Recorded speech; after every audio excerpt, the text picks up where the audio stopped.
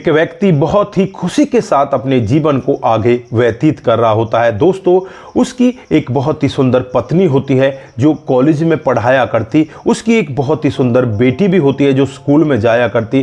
दोस्तों, धीरे धीरे करके इनका जीवन बहुत ही बेहतर तरीके से कट रहा होता है। जो खुद व्यक्ति होता है वो डिजाइनिंग इंजीनियर होता है, अच्छी अच्छी डिजाइन बनाया करता और फिर वहां से वो पैसे कमाया करता। दोस्तों, एक दिन का वाकया होता है जब इस व्यक्ति का एक्सीडेंट हो जाता है और एक्सीडेंट होने के बाद ये व्हील चेयर पर आ जाता है। कुछ दिन तक तो इसकी पत्नी इसका साथ देती है, लेकिन कुछ दिन बाद ही यहाँ पर पत्नी इसे ताने मारने लगती है और एक दिन जब बहुत ही ज़्यादा बारिश हो रही होती है तो इसे धक्के मारकर अपने घर से बाहर कर देती है।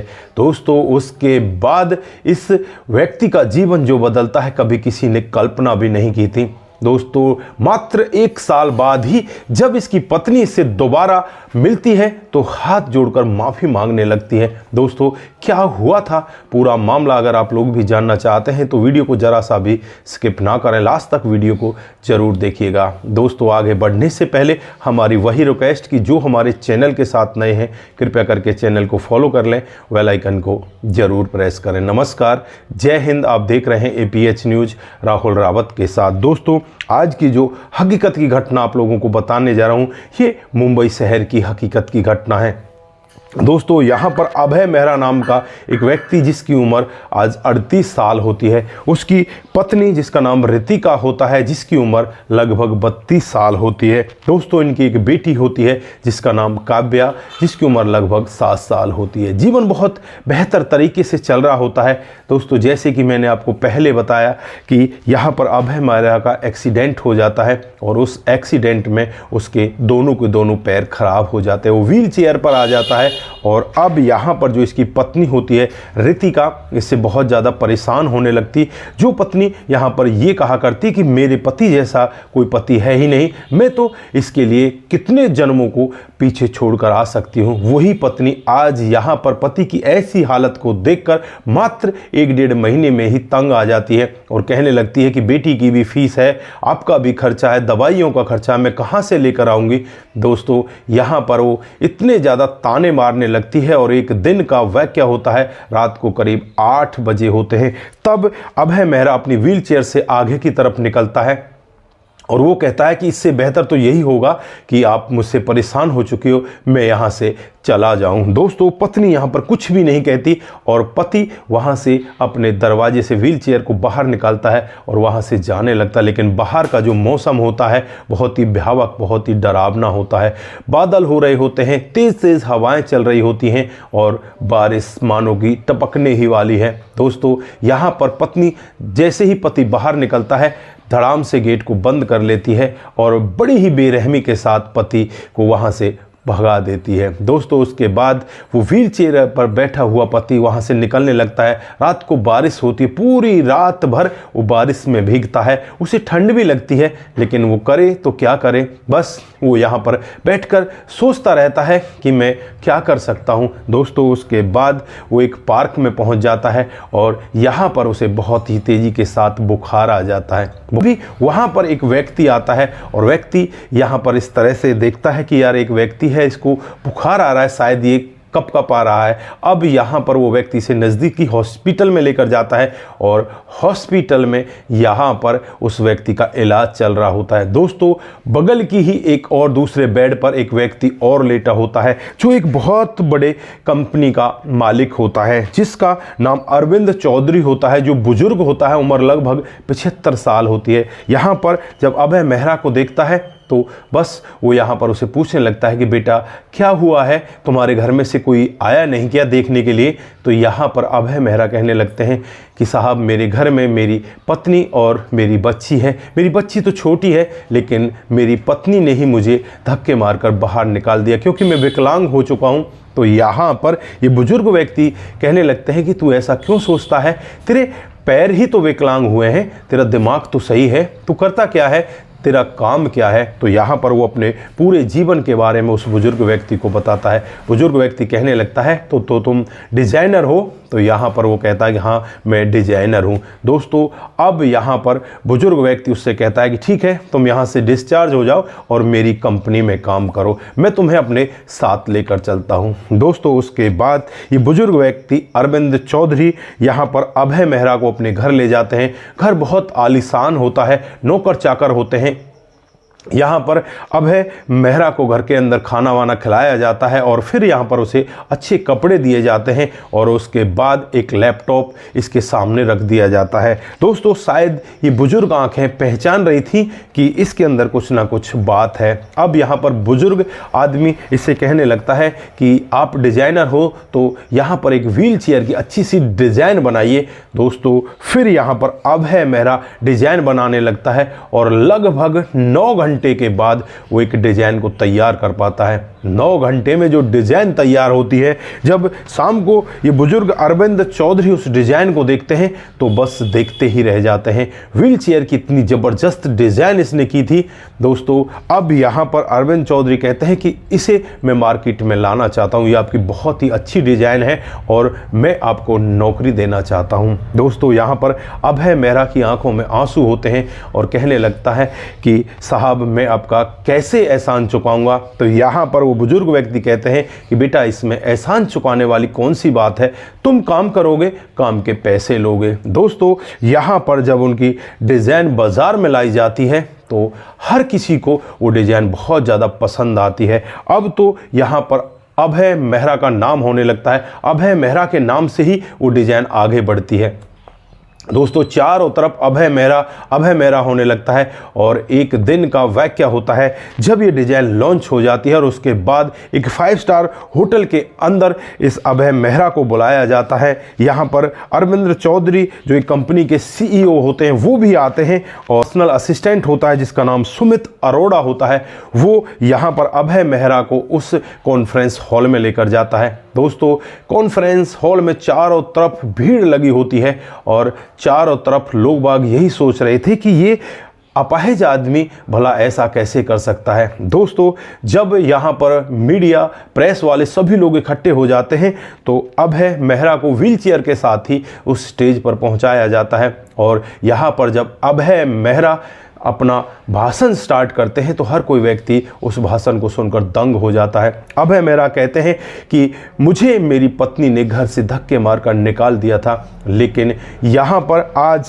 ये बुजुर्ग व्यक्ति जो हमारे CEO है अरविंद चौधरी, ये अगर नहीं होते तो शायद मैं आज कहीं रास्ते में ही भीख मांग रहा होता, क्योंकि मेरे पास कोई साधन नहीं था, मैं लाचार था, मेरे हाथ पैर काम नहीं कर रहे थे, लेकिन मेरा दिमाग बहुत ही अच्छे से काम कर रहा था।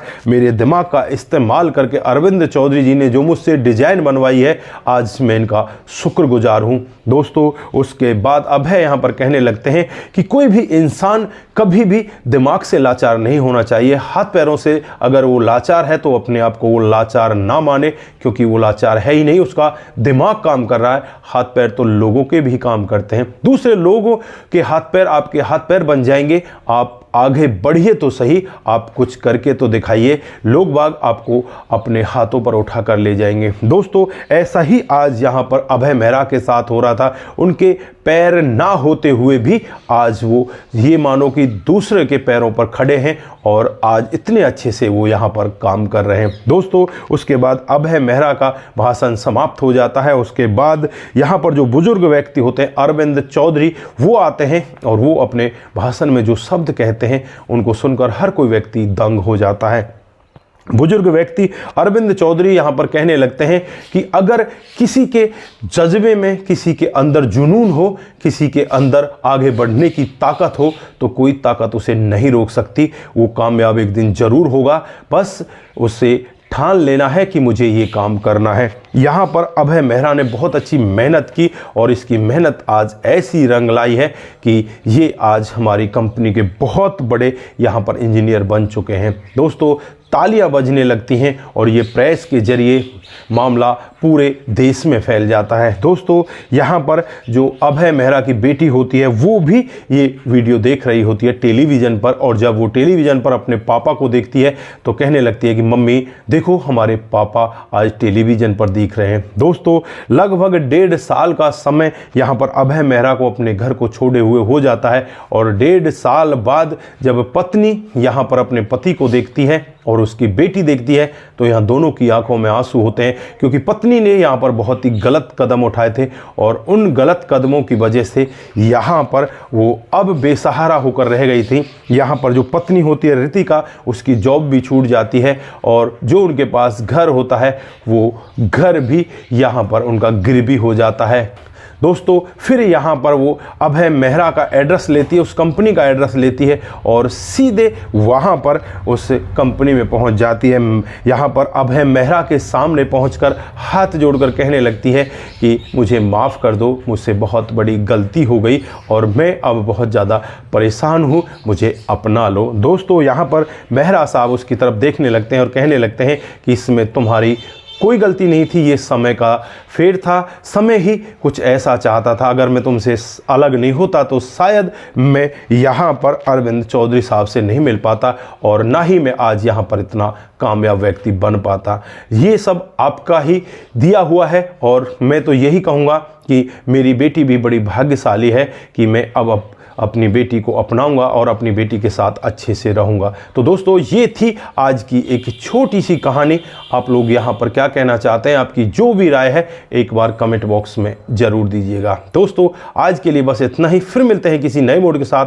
तब तक के लिए आप अपना ख्याल रखें, परिवार का ख्याल रखें, सतर्क रहें, सावधान रहें। दोस्तों जिन साथियों ने हमारे पिछले वीडियोज़ पर कमेंट किए थे उनका नाम हम यहाँ पर बारी बारी से लेने वाले। जो सबसे पहला कमेंट आता है मोनू जैन जी का आता है, वो लिखते हैं कि आपके वीडियो बहुत ही नाइस होते हैं। आपका बहुत बहुत धन्यवाद मोनू जैन जी। उसके बाद निर्मला देवे जी लिखते हैं कि वेरी नाइस, आपका भी दिल की गहराई से बहुत बहुत धन्यवाद।